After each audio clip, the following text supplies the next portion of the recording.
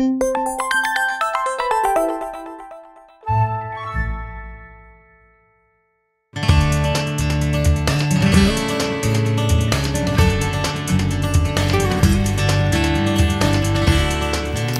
안녕하십니까. 건강 토크 시간입니다. 요즘 날씨가 너무 좋습니다. 이런 날씨에 꽃구경 다니기 좋은 날씨인데요. 외출이 잦은 요즘 무릎 질환을 조심해야 할 때입니다. 이 건강보험 심사평가원 자료에 따르면요, 무릎 관절 질환으로 병원 치료를 받은 환자가 매년 15% 이상 증가하는 것으로 나타나고 있습니다. 오늘은 이 무릎 질환에 대해서 서지탑병원 변병남 원장님을 모시고 자세하게 알아보도록 하겠습니다. 원장님 안녕하세요. 예, 안녕하세요. 자, 원장님. 예. 요즘 날씨가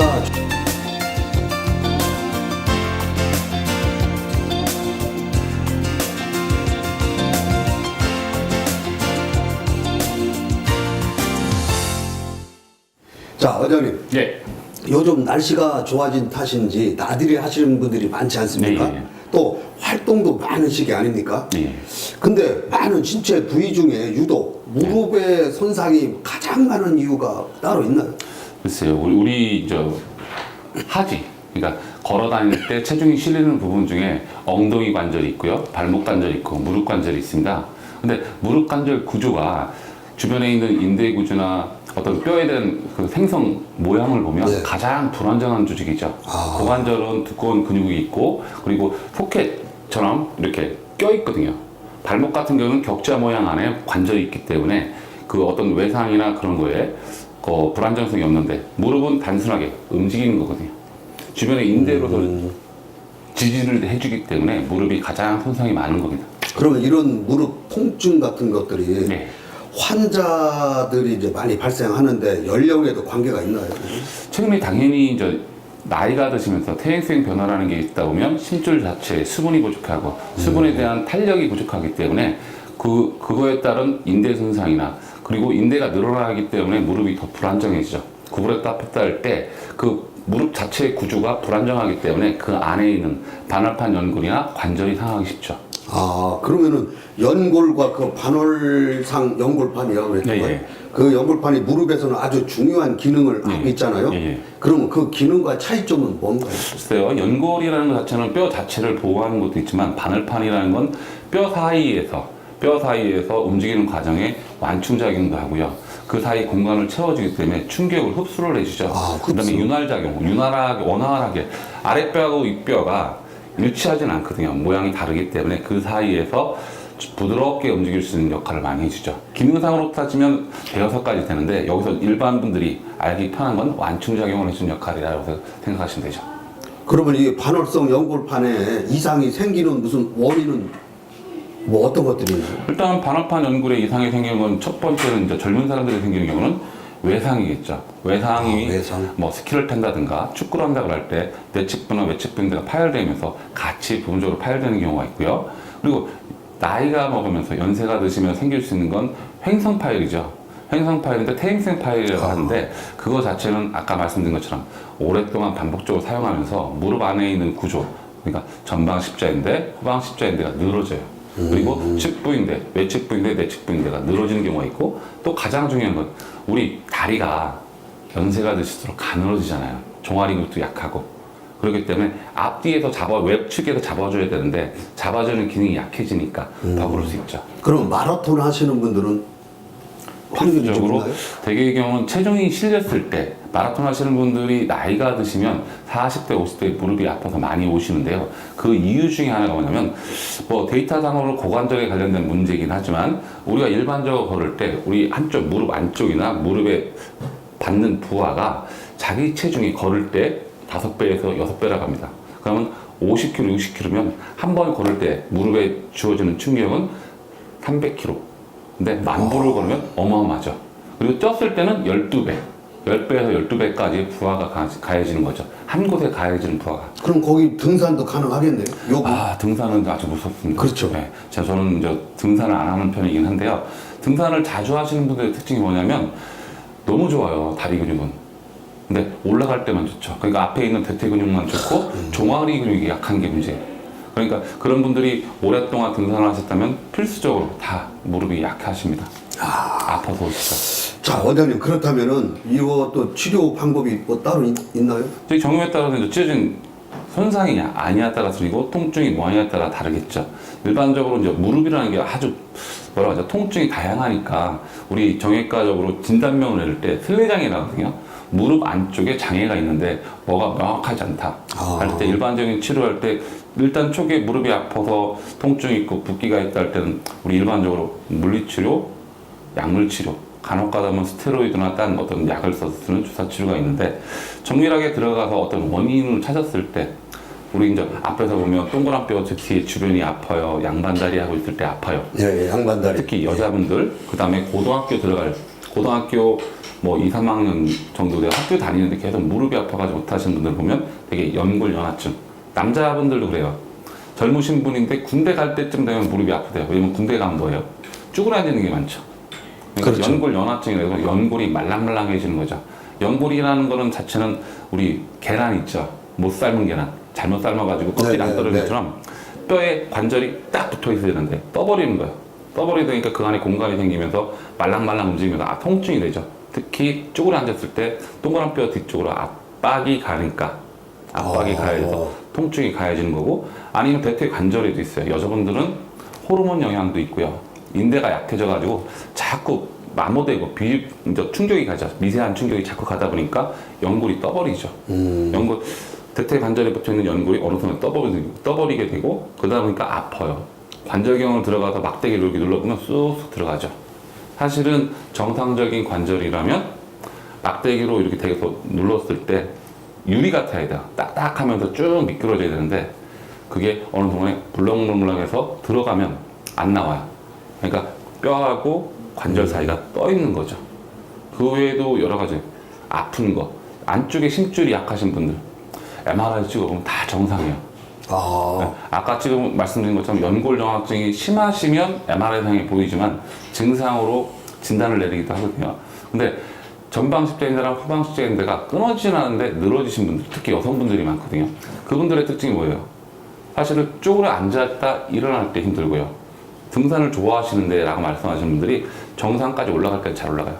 내려올 때는 옆으로 내려오죠. 우리 흔하게 말하는 개걸음으로. 네. 개처럼 이제 옆으로 내려오시는 게 있고, 그 다음에 일반적으로 손상이 된 거, 반합판 연골 손상, 관절 손상, 그리고 슬개골 앞쪽 위아래에 있는 심줄이나 근육에 염증이 생기는 통증이 있죠. 그러면 이렇게 의자에 앉아 있다가 예. 이렇게 일어날 때 좀 통증이 오는 거는 대표적인 게 무릎은 과도하게 이제 일어나는 도중에 심줄이나 반합판 연골이 움직이거든요. 네. 이제 그 자체가 약해서 생기는 경우가 많고, 과도하게 구부리면 무릎은 구부렸다 폈다만 되는 게 아니라 구부리면서 약간 돌거든요. 근데 심줄이 약하니까 구부렸다 폈다 하는데 약간 도는 게 아니라 좀 더 돌죠. 그러면서 그 안에 있는 전방 십자인대와 후방 십자인대가 이게 이 상태에서 이게 풀어져야지 무릎이 구부렸다 폈다가 되는데 이게 안 풀어지는 거죠. 그러니까 흔들어서 피게 되죠.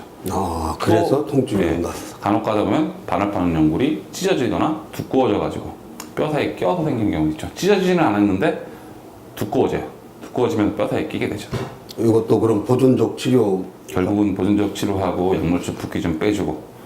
그러면 이제 적절한 치료 시점을 찾아야 되는 거 아닙니까? 예, 뭐든지 조기에. 예. 그런 걸 놓치면은 통증이 많겠네요.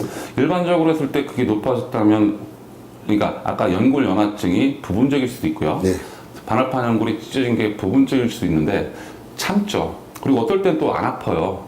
네, 상대적인 네, 거는 네, 네. 어떤 동작에서는 안 아프고 어떤 동작에서는 아프기 네, 때문에 네. 환자분들이 그걸 피하다 보니까 무릎을 오랫동안 방치해두게 되는 경우가 있죠. 네. 우리가 이제 무릎이 양쪽이다 보니까 안 아픈 쪽으로 무릎을 많이 딛게 되죠. 많이 짚게 되죠. 그러면 아픈 쪽하고 반대쪽까지 양쪽이 다 아프게 되죠. 결국은 그때는 오시죠.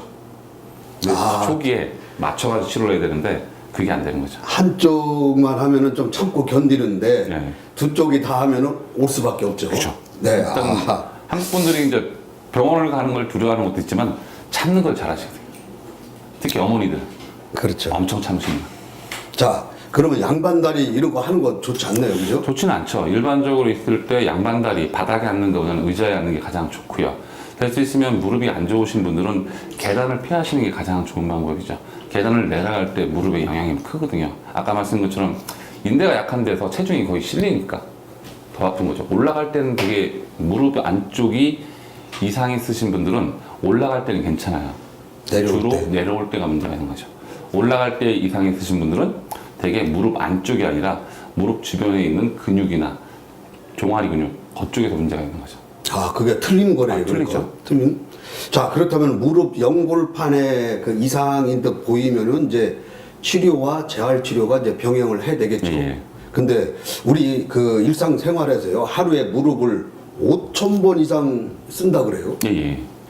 근데 이제부터라도 우리가 이제 뭐라 그럴까요? 그 무릎 근력 강화 운동 스트레칭이라고 예. 그럴까요? 그거를 이제 알아둬야 되는데 이 보존적 치료만 갖고 아니고 수술적 치료도 필요할 때가 있죠. 되게 수술적 치료라는 거는 사실 파열이라는 개념이 있었으면 수술적으로 접근하는 게 더 빠를 수도 있고요.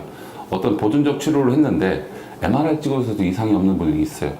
근데 원인을 알아야 돼요. 그럴 경우는 오랫동안 고생하셨던 분들한테는 아예 권하죠. 한번 카메라를 집어넣고 확인해 보시죠. 그러면 들어가 보면 MRI 상에서는 심하지 않은데 말랑말랑한 관절이 있다든가 아니면 전방 십자인대는 붙어 있는데 당겨보면 후훅 늘어나는 사람들 거의 기능이 없다는 거죠. 그렇기 때문에 그런 걸 확인한 다음에 거기에 맞는 운동 방법을 찾아내는 거죠. 후방 십자인대가 약하다. 그러면 대퇴 근육을 키워야 되는 거고요. 전방 십자인대가 약하다. 그러면 종아리나 엉덩이 근육을 키워서 밖에서 지지해주게 만들어줘야죠. 아, 그게 그러니까 수술 후에도 보존적 치료는 뭐 어떤 식으로 또 병행하나요? 또? 그러니까 오전에 오신 분처럼 그분도 얼마 전에 한 네. 5, 6개월 전에 그걸 하셨는데 이제 관절경을 보고 이 특별한 찢어진 건 없는데 너무 아프서 들어가 봤더니 연골 연화성이 심하고 전방 십자인대가 늘어져 있었어요. 근데 환자분들이 늘 생각하는 것 중에 하나가 3개월 운동하고 꾸준히 했는데 왜 아프냐? 당연히 아플 수밖에 없는 게 우리가 생각하는 것처럼 재활치료나 운동치료가 효과적으로 근육이 커지진 않죠. 길게 가야 되는데 사실 아까도 설명드렸던 것처럼 우리가 몸짱이 되기 위해서 수많은 헬스클럽에 가서 사람들이 운동을 하잖아요. 근데 몸짱은 없어요. 아예 전문적으로 굶는 사람, 굶고 몸을 만드는 사람 외에는 단지 헬스클럽에 가서 산소, 근육 풀어주는 운동 그거 하는 거지. 어느 순간에 근육이 좋아질 정도로 운동을 하려면 꾸준히 지속적으로 해야 되는 거죠. 잔 근육을 키워야 되는 건데. 그러면은 걷기 같은 거는 괜찮아요?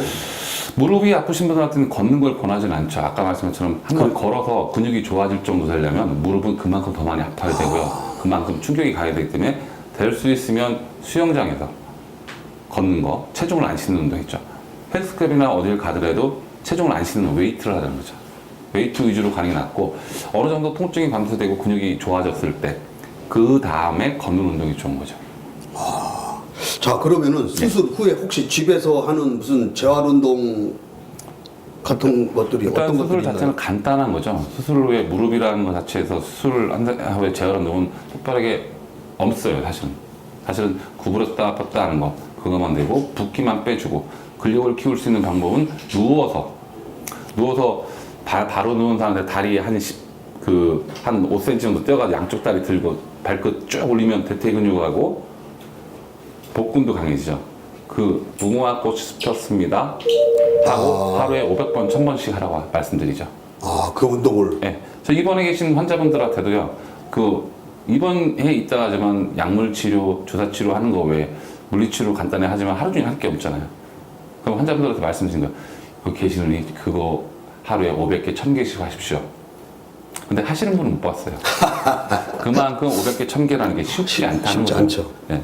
시간상으로 따지면 1시간, 2시간이면 끝낼 수 있는 분량인데 하시는 분이 없어요. 아마 그거를 하시는 분이 있다 그러면 2주 안에 복근을 만들어 갖고 가죠. 아, 복근까지요? 네.